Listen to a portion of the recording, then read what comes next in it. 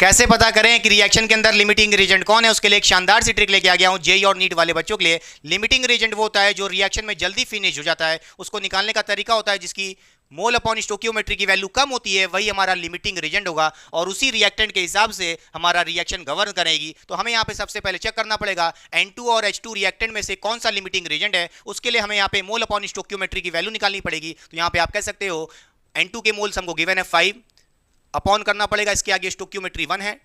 यहाँ पे आप देख सकते हो इसका मोल अपॉन स्टोकियोमेट्री आ रहा है 5/1। इसी तरह H2 का मोल हमको गिवन है 6, इसके आगे स्टोकियोमेट्रिक कोफिशिएंट 3 लिखा है, उसको डिवाइड कर देंगे।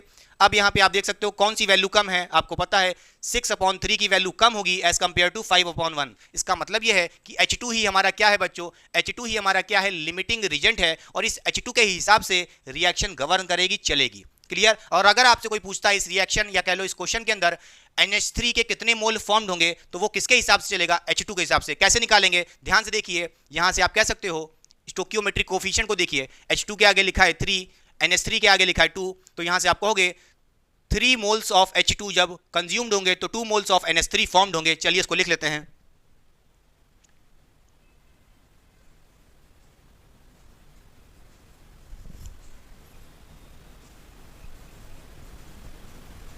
ठीक है, 3 मोल ऑफ H2 जब कंज्यूम्ड हो रहे हैं तो 2 मोल ऑफ NH3 बन रहा है। 1 मोल H2 जब कंज्यूम होगा तो क्या कहोगे,